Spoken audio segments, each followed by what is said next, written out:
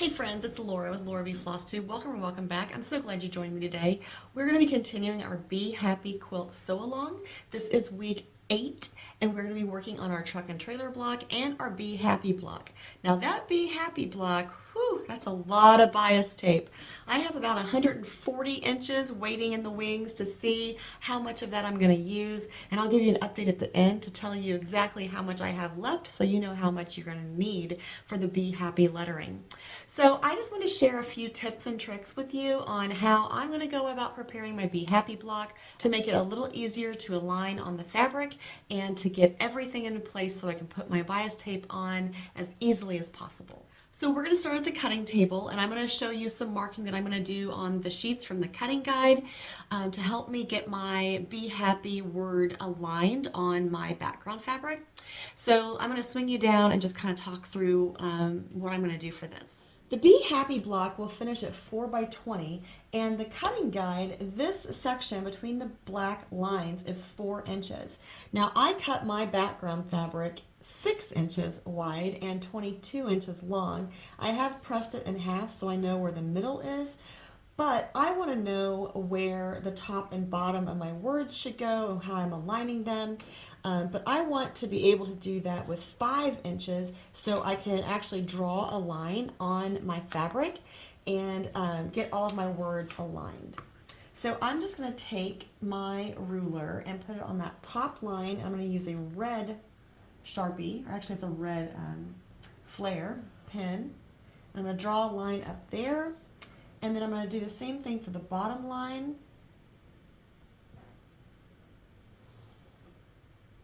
And the same thing on the other 2 pages. Now you may be asking why I'm going to do all of that, but I promise you it's going to make sense in a minute. Now the cutting guide tells you to take these 3 sheets and cut them apart and tape them together and put them behind the fabric. And you can definitely do that. That's not the process that I'm going to do. Now I'm going to measure, and this is probably going to be, this is 7 3/4 inches. And the dash lines will line up. So there's another 7 inches. And again, the dash line lines up. And another 5. So we have 7, 5, and 7 3/4. That's 19 and 7 3/4 inches. So when I line these together, I can move this over and find the middle point. I'm just going to go with pretty close to 10. So right here is my middle line. So that part of the H should go right in the middle of my block. So now I'm going to take my background fabric.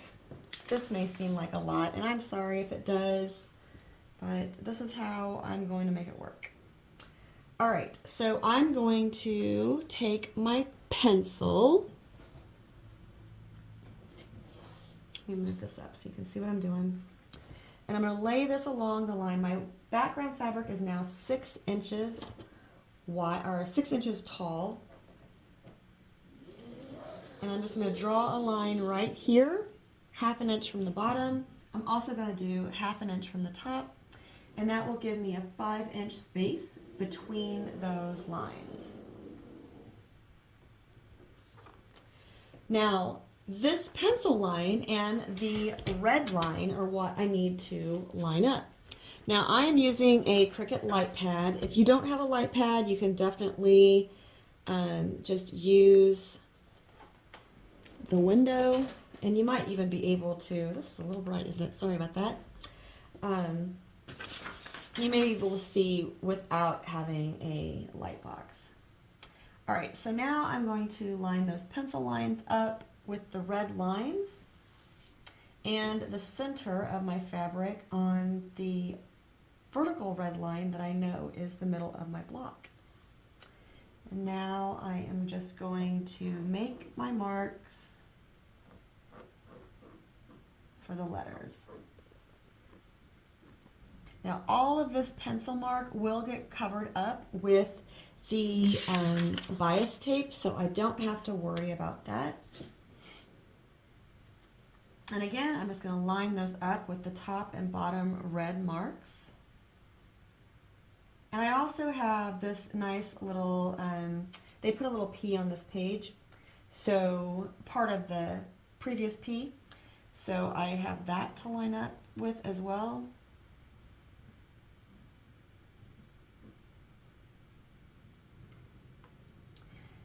Now you use a button for the exclamation point dot, so I'm not going to put, well, maybe I'll put a little, I'll put that there, and that'll be the middle of my button.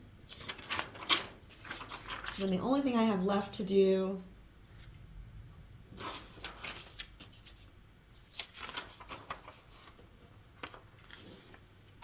put these together.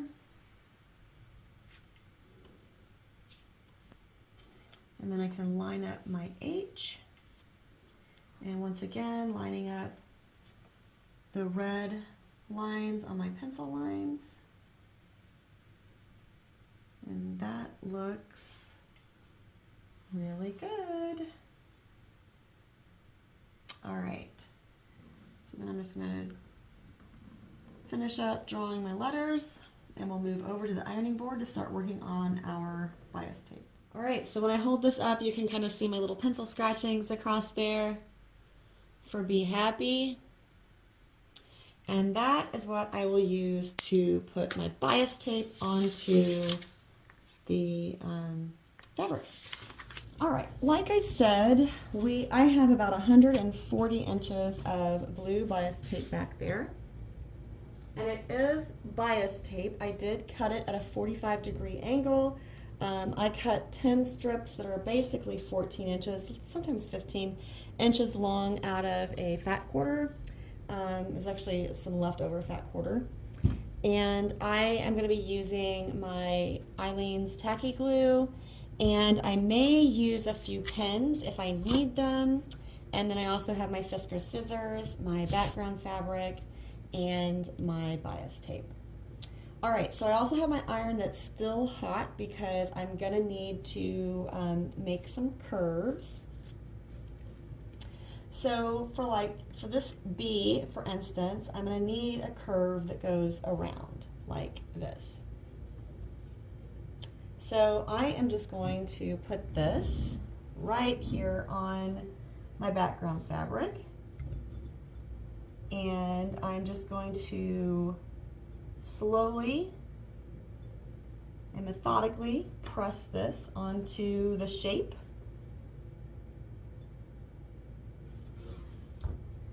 And then I'm going to use my tacky glue just to run around here.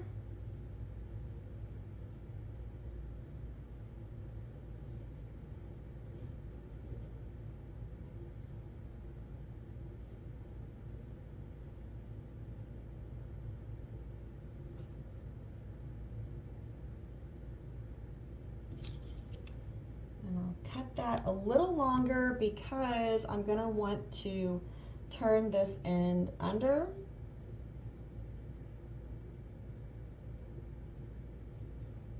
I am positive you can't see that, and I apologize for that. But I just turned the end of that bias tape under, and then I'm going to simply cut this off here.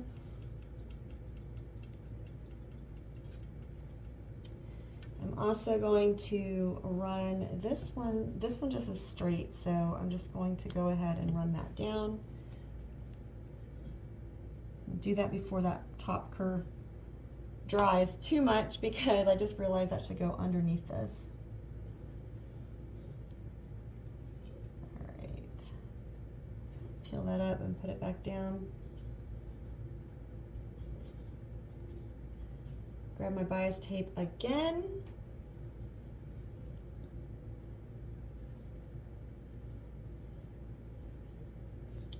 And then, I'm not sure why, but I feel like I can go up easier than I can go down when I'm curving my bias tape. So I'm going to start down here, leaving that a little longer,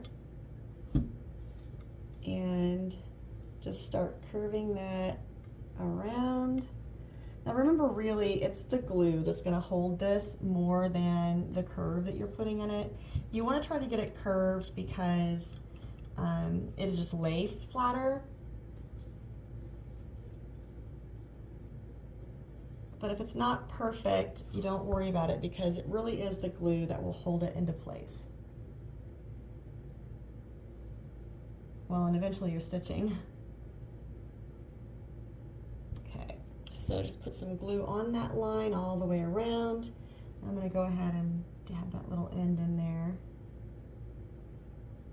And I'm just folding that end back upon itself, just so it's a nice finished little edge. And then putting this down and around.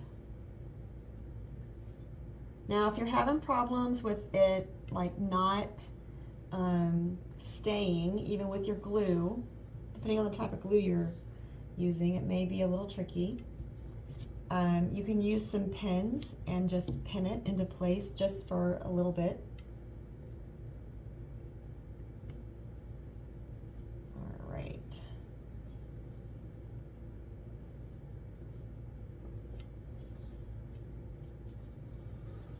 There's our bee. And I'm going to put a little more glue over here just because that's trying to pull up a little bit.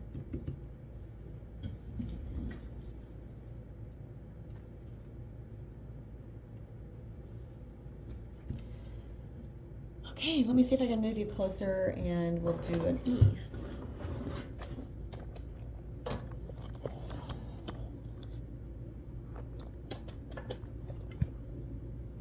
Let's see if I can move you closer so we can do the E. Now the E, yeah, we have one straight line that goes across, and then it goes, basically it's like a C. So I am going to cut this. And I don't have enough to do a C, but I wonder, that's pretty close. I can iron this a little better and use this end. I want to try to be frugal with my bias tape so I can tell you how much I used. And then you can add more if you think you're going to need it. And we're going to go ahead and glue both those straight pieces down. I'm going to leave the end unglued because I'm going to want to fold the other piece of bias tape that comes up and around it. So I'm going to make sure that's not glued down. So this end is still not glued. They flip up. All right, grab the next strip and I'm going to go ahead and cut this and I'm going to go ahead and glue it upon itself. All right, so then for this E, we're just going to start right here and we're going to kind of roll our iron around as we're making this curve. Kind of pull your bias tape just a little bit into the shape, into the spot that you want it to go.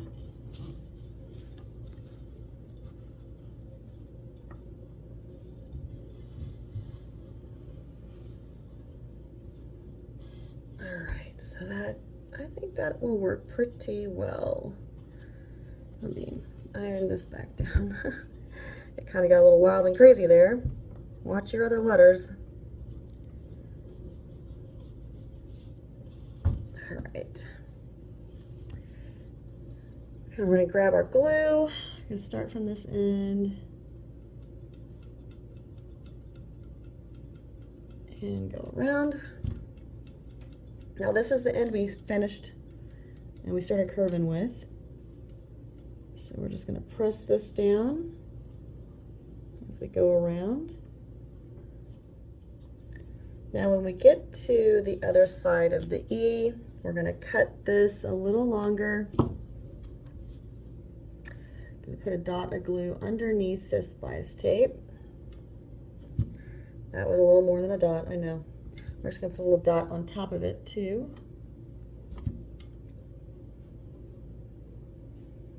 And we're going to flip this back under.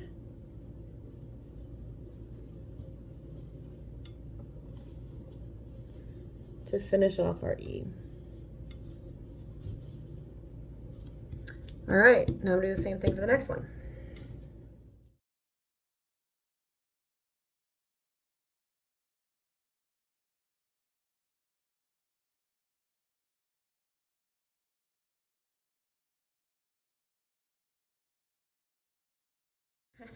Now I'm going to start working on happy. That H is going to feel like easy peasy after those E's. Just going to measure this and decide how long that leg needs to be. You really are just following the pattern that the letters that you drew on there.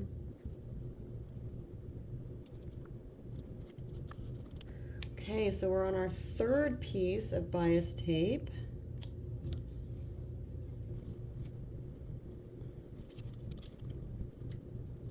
You want to try to fold those back evenly, but if they're not perfect, you'll be able to fix them a little bit when you're sewing. So don't get too scared. You can take your stiletto and kind of poke underneath and poke those little tails off a little bit. And I cut that long because I got to fold both ends under. That's the trade-off with that straight H. You have lots of tails to turn under.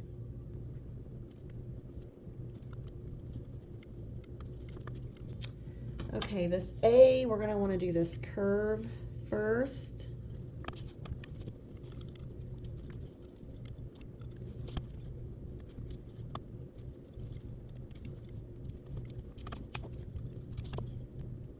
I'm going to turn this first end under, but not the top, because I don't know exactly how much of this bias tape I'll use.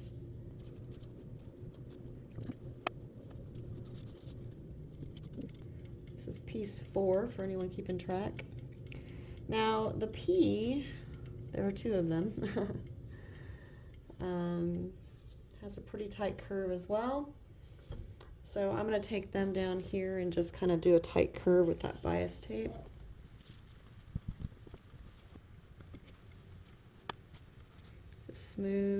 Smoothing that curve out a little bit to relax a little.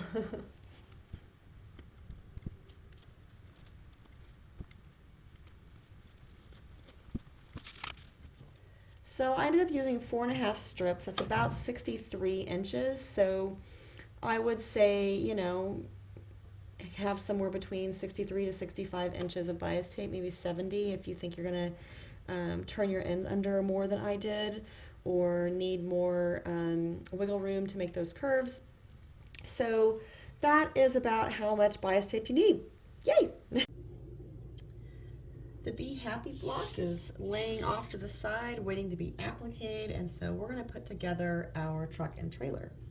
So there are several little pieces of bias tape and little decorations. I've made a few decisions along the way. I have all my pieces cut, and I have all my pieces sewn and turned and pressed. And so we're just going to put this together. I'm going to start by just kind of laying it out and doing some measurements and trying to figure out how long of a trailer hitch I want and where my truck is going to look the best and all kinds of stuff like that. So I am just going to start by just kind of positioning these things out. Now I know that this block trimmed down is 8.5 by 20.5, so I want to make sure that I am within that realm of measurements. And I do have a ruler laying up here 1 inch from the top to make sure I give myself enough room up here.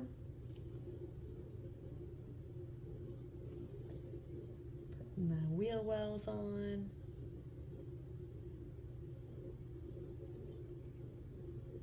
There's definitely some other pieces that come into play here, but I just want to start by just kind of laying things out, seeing where things will be positioned.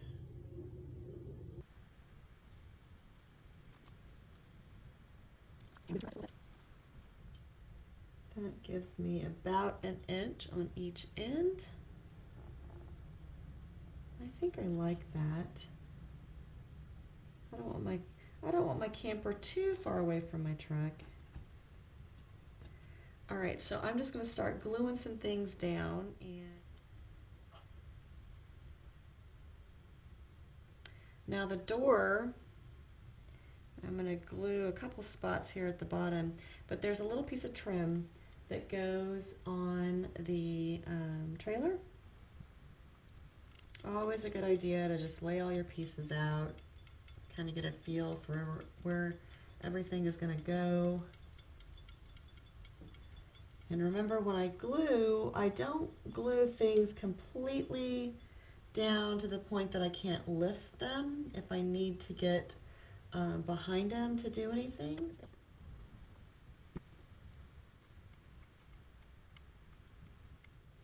All right, so now let's start adding some of our bias tape. I lucked out again this week. I was able to find all of the bias tape that I needed in my jar of leftovers. Now my little puppy gets a tail and some ears and a collar, but I don't think I'm going to add the collar until I'm done appliquing the rest of the little puppy. So I'm going to go ahead and just kind of cut his ears. I'm cutting those probably about an inch, inch and a quarter, inch and a half, and we'll just glue those in half.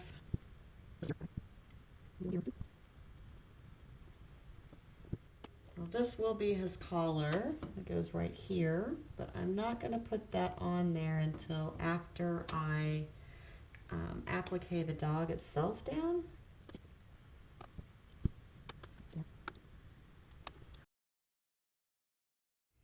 And finally, we're going to do a little decoration on our trailer. So there's supposed to be a stripe that goes across here. And so I thought it'd be kind of fun to use this ribbon from Riley Blake. And I'm going to kind of fussy cut it. So I'm going to cut this here and run my glue line. Now the intent was to have one piece that goes all the way across, but like I said, I want to kind of fussy cut this a little bit to get their little logo back here. But then I want the Riley Blake designs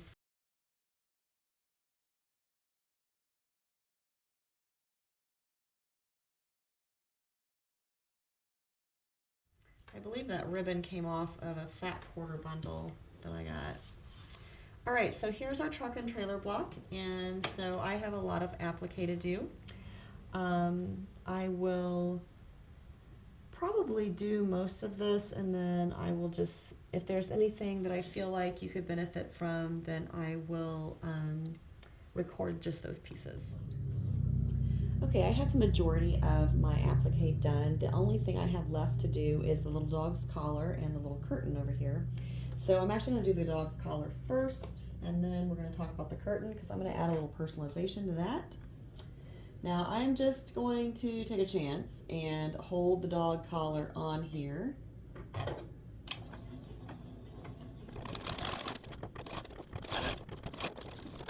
Now he also gets some eyes, I believe, and those are embroidery, and I probably will do those by hand just because, well, it'd just be easier to do that by hand on that little bitty face to make sure they look good. And I'm going to go ahead and go around the top of this window on the camper, but then I'm going to do something special. Now, for the window treatment, I'm going to put my needle down right at the left-hand edge of the window curtain, and I have a little triangle on my presser foot that I'm going to put right on the line between the blue and the white. So I don't know about you, but I have this amazing machine that has a ton of decorative stitches, and I rarely use them.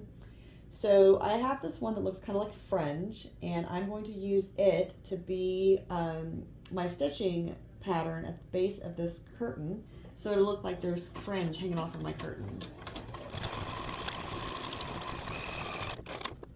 Now I'm actually going to do 2 lines of this because I want it to be a little more full. So I'm going to do this again, but I'm going to start it over about halfway through that first pattern and go again.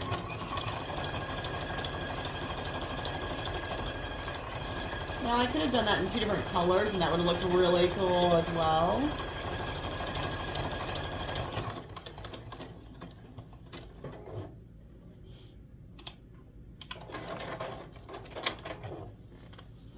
So now here's my curtain with my little fringe. How fun is that? That makes me so happy. Yay. So this block just needs pressed and then trimmed down, and I can sew this one and the Bee Happy one together when it's finished, and then row 2 will be able to be sewn together. I'm going to start working on the applique for the Bee Happy block. All of these are just, you know, the letters, Bee Happy. And I am still going to use my standard applique stitch. So I do have it set on zigzag, 1.8 width and 0.9 length. And I'm just going to use my presser foot to kind of guide me around all the letters.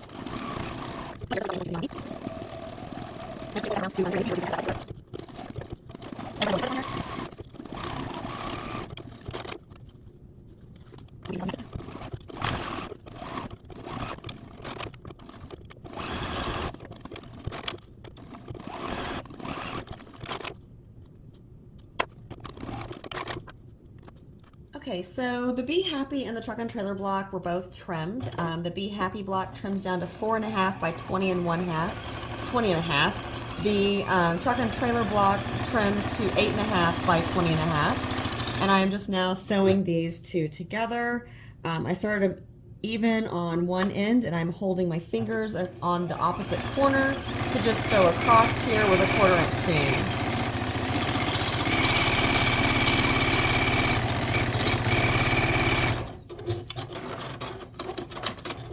I've also grabbed both of the pieces that I need to complete this row, and so I'm going to sew those on. There's a churn dash and some cherries and some pinwheels that go on the end on the left. And you will notice that the bee and the little bee and the Bee Happy, those top seams align. So that's the one place where you may want to just kind of hold a finger and nest those seams to make sure that is easing in correctly. I found with the amount of interfacing that are in these blocks that a lot of times the measurements are right, even if, you know, especially once you trim the blocks to the correct size. If you are accurate in that cutting, then the blocks really do just go together perfect. All right, and then we have the hexie flowers, flag, and spools on the other end, and none of those seams nest.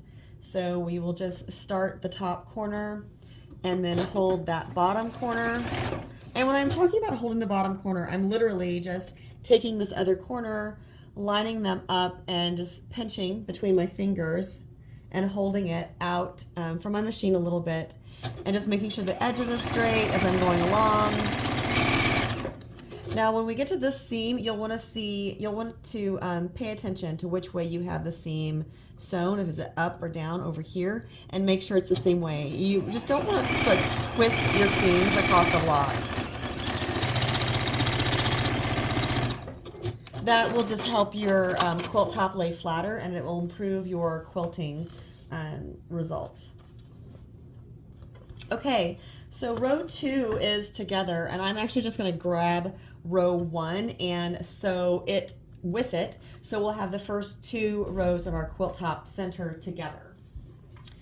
When I'm talking about seams like nesting and going together and things like that, you can just look at the block and row layout and see, is there anything that's going to be a straight line going down? And between row 1 and row 2, the only line that we have going straight down between those two rows is right here between the sunshine and the heart churn dash. So I definitely want to make sure that those seams align, and then the rest of it, I just want to make sure that I'm keeping it evenly dispersed across there. Now you obviously can pin this across your rows, and that way you know that you'll be on track all the way across. I am just not a pinner, so I typically find places that I can nest the seams, and then I pinch and hold and sew my seams.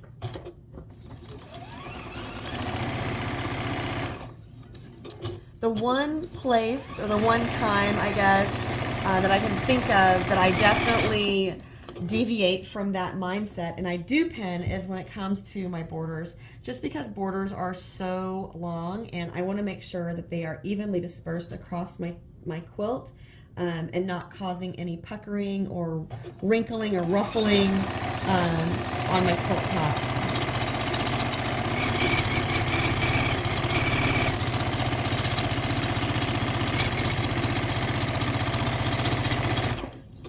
Now some of these applique shapes are very close to the edge.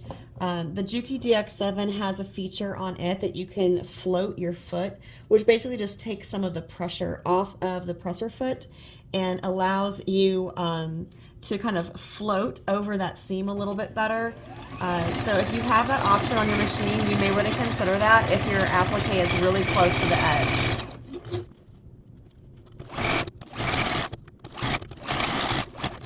I did do a little back stitch at the end of that row just because it's going to be hanging on my design wall for a while and I don't want it to come apart on me. And actually I'm going to go back and